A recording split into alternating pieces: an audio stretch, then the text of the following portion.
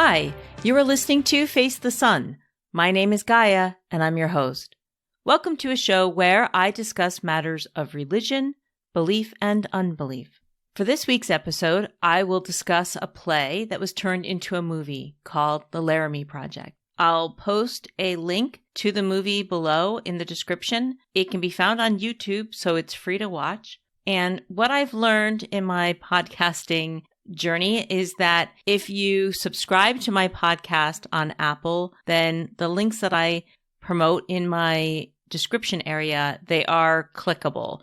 They're linked. And what I've also learned is every other podcasting host, every link is clickable. So if you're not able to click on a link in Apple, just subscribe to the podcast and then everything will be accessible to you. So the Laramie Project was written through a collaboration by the Teutonic Theater Project. So members of that theater company traveled back and forth to Laramie a number of times, and they stayed in the town.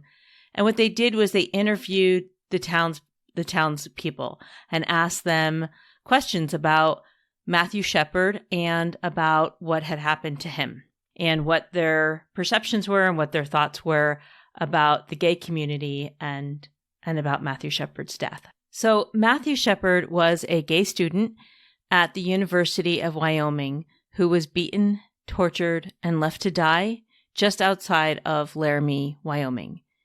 He was beaten on October 6th, 1998, and he was taken then to the ER, and then he was taken to another hospital in Colorado where they could work on his very extensive injuries. Unfortunately, he died 6 days later. So the story is about how this could have happened to a young student and what was going on and what we can do to change and be better citizens. And so this was really about his story, but it's also about the story of many people throughout the country and how they have to experience life with others who judge them harshly and how they fear for their lives. So the movie starts off with one of the members of the theater company saying this was just like any town you'd see in almost any part of the country, that you'd see the Walmart and the university and you'd see all kinds of buildings and everything that looked very similar to pretty much any other town. In one of their interviews, so I guess what I'll be unpacking is that what's going on in these interviews and what's being said. So one of the women, as she's being spoken to by a member of the theater company, she says, this is a quote from her. "As for the gay issue, I don't give a damn one way or another, as long as they don't bother me. And even if they do, I just say no thank you. And that's the attitude of most of Laramie population. They might poke one in the bar situation, if they've been drinking, and they might smack one in the mouth, but then they just walk away. Laramie is live and let live." So that's a repeated phrase throughout their interviews that they do in Laramie is Laramie is live and let live. Unless you're like going to hurt somebody. So then there was a student at the university and he knew that he wanted to study theater, and he had to get a scholarship because he could not afford to go to school. So he went to the university to the theater department and he was asking for some good scenes. And one of the scenes that they gave to him to play was a character in Angels in America. And he said that his parents wouldn't come to see it if he played a role in that theater production. At the end of the play, he got a standing ovation. He said it was one of the best moments of his life. Of course, what I found interesting is then later on, as he's being interviewed, he said, "I'll sit in church and the reverend will tell you flat out that he doesn't agree with homosexuality. And I don't feel like I know enough about certain things just to be able to say that homosexuality is right when I've been raised my whole life that homosexuality is not right. It's wrong. So I would have to say now that I don't agree with it. I don't agree. And maybe that's just because I couldn't do it. But I don't hate them. I won't persecute them. I'm not going to let this get in between me and the other person at all, or in between you and I. Not at all. Oh, I should probably state that I think I remember of the six times that the theater company went to go interview various individuals, that this student is interviewed several times. And to get this first part of the podcast released, I stopped halfway through the movie, although I've seen the movie 10 times, I think, but I had to stop halfway through just so I could get this out. And plus I just started crying. I started crying, so I had to stop. But I think he has a workaround on what he thinks. At one stage, they interview Catherine Connolly. She's the first out lesbian faculty member of the university. They asked her at the interview, "What does your husband do?" So she came out right then. She found out that some in town wouldn't be seen with her just because being seen with her would out them. Another Laramie resident is being interviewed, and so just to give the backstory is that Matthew Shepard was in a bar the night he was murdered, and he was sitting at a bar stool by himself. He had been there a number of times, and the bartender knew who he was. And then two men who walked in, Aaron McKinney and Russell Henderson, walked in and they paid for their pitcher of beer and then went to the back of the bar to play pool. So a Laramie resident being interviewed said, some people said he made a pass at them. Well, hell, you don't pick up on regular people. I'm not excusing their actions, but it seems to be partially his fault and partially the guys who did it. So, maybe it's 50-50. So Matthew Shepard was beaten, tortured. His whole face was beaten in, pistol whipped repeatedly. So a Laramie resident actually thought it was 50-50 his fault for being murdered, tortured, and tied to a tree to slowly die. He was set on fire as well. And this was 50% his fault, according to this resident.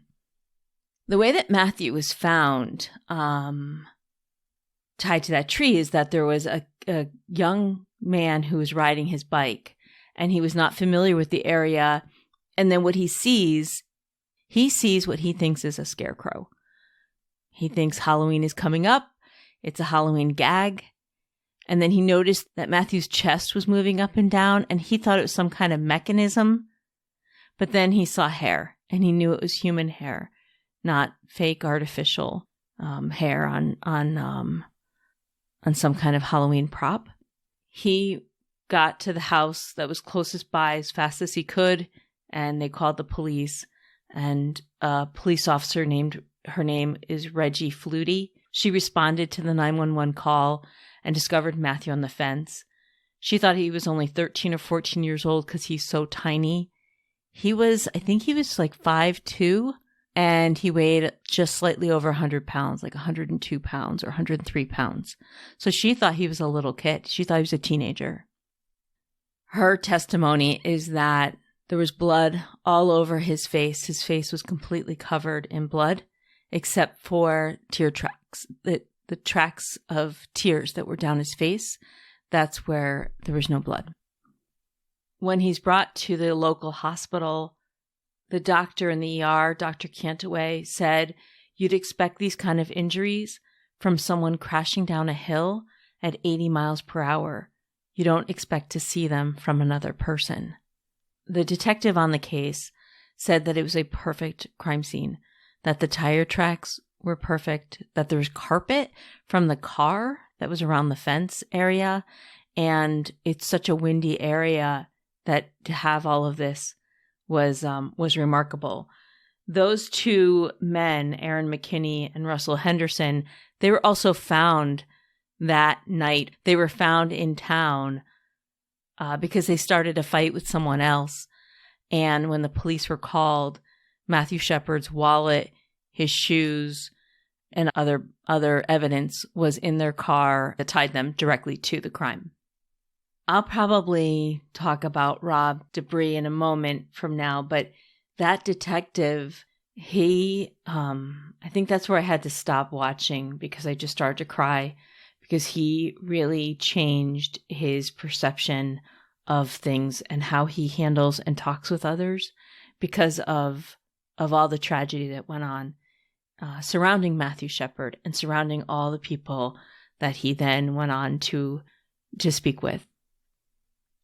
In the movie, there's also this gentleman. He's the CEO of the hospital that's in Colorado. So they, within under a day, half a day, a few hours, they get Matthew Shepard from the ER near Laramie, Wisconsin to Colorado because Laramie is just right over the border of Colorado. So they get him to another hospital that would be more equipped to deal with Matthew Shepard's extensive injuries. And they had a surgical ICU and great doctors, apparently. And the CEO of that hospital, his name is Rulon Stacy. And he would do these daily briefings outside and talk about Matthew Shepard's hypothermia, the fractures to his head, the bleed in his brain, and his temperature, that it would range up to 106 degrees. Initially, when he was interviewed, he's a Mormon, and he specifically said, I do not agree. It's not a lifestyle that I agree with. And he was asked by the theater company, do you still feel that way? And in the first half of the movie, he said yes. But he, like the detective, over time was able to experience and appreciate how people would be in fear for their lives and what people were willing and capable of doing to others. So what happens at this stage, after Matthew Shepard is rushed to this hospital and the CEO is giving press releases, the press also descends on Laramie, Wyoming. And repeatedly in the press, you'll hear people say, it's live and let live. One person speaking to the press said, if he was heterosexual, this never would have made national news. I don't think there's any problem gay people deal with here. And the governor kept warning against special rights of one group over another. Yeah, like the special right to not be beaten, man. Russell Henderson, his landlord was also interviewed, and the landlord said he was sweet, that he was an Eagle Scout, that he was a Mormon, that he was just this really gentle, sweet, caring, nice guy. Friends of Aaron's said a few different things about Aaron. So they said it probably pissed Aaron off that Matthew is gay, that he didn't like the gay people that they've seen, that his friends would see him interact with or heard him talk about, that he was fine as long as they didn't hit on him or as long as it didn't come up. And then a rancher and his wife are interviewed. They go back and forth talking and they say, I think the gay community is taking advantage of this. They said to themselves, this is a good time for us to exploit this. They made it sound like it was 10 murders instead of 1. They're accusing the ranchers of being unreasonable and unsympathetic because of how he was and what his persuasions were. He would certainly be welcome in our home. We'd visit, sit down, have a cup of coffee. The interviewer said, what did you think when you heard 2 boys from your town did this? And they said, I certainly don't approve of homosexuals, but I don't think anyone has a right to do what those 2 boys did. And the interviewer said, where do you think that came from? Their hatred towards homosexuals. And the answer was, I think what most people fear in the gay community is that sexuality is their number one concern. Not many condone it when you wear it on your sleeve like a banner. Later, a gay rancher is talking about how much he loves Laramie. But he said, live and let live, it's such crap. Basically, if I don't tell you I'm a fag, you won't beat the crap out of me. A shop owner A shop owner standing outside their storefront and said, "It's preached in school that being gay is okay. If my kids asked me, I'd set them down and I'd tell them, this is what gay people do. This is what animals do, okay?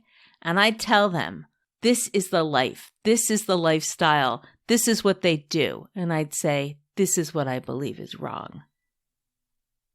While all this is going on, there are protests all over the world.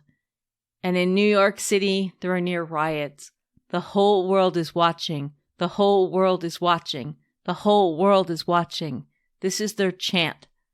The president comes out and he speaks against it. And so many others are speaking against crime, against beatings, against gays living in fear. I'm going to wrap up my first half of this episode on Matthew Shepard and the Laramie Project by stating that I had to stop. I had to stop at this point because Rob Labrie, the detective I mentioned earlier, the one who said it was a perfect crime scene, that there were tire tracks and carpet from the car around the fence. This is his quote. "Not having to deal that much with the gay community here in Laramie, once we started working into the case and actually talking to people that were gay, realizing what their underlying fears were, that's when it hit home. This is America. You don't have the right to feel that fear. You're always going to have people who will hold on to old ideals, and I was probably one of them 14 months ago. But I'm not going to put up with it anymore or listen to it. And if they don't like my views on it, fine. The door goes both ways. I've already lost a couple of buddies, but I don't care. I feel more comfortable and I can sleep at night now." You know, once you listen to enough of the comments about live and let live, and, you know, they might poke them or pop them in the mouth sometimes, or just don't tell us you're gay, or wear it like a banner, or all these weird things. And the professor at the university, who was the first out professor ever at the university, I mean, for her to have to live in where she couldn't even socialize with others who were gay, but were closeted because they were living in fear, because they're sitting in other people's midst, listening to things about, you know, they'll pop them in the mouth, or that it's 50-50 of Matthew Shepard's fault, because the rumor was that he hit on these two gentlemen. That's the rumor that nobody saw, nobody's ever seen Matthew Shepard hit on straight men before. And here he was sitting at this bar, always sitting and minding his own business.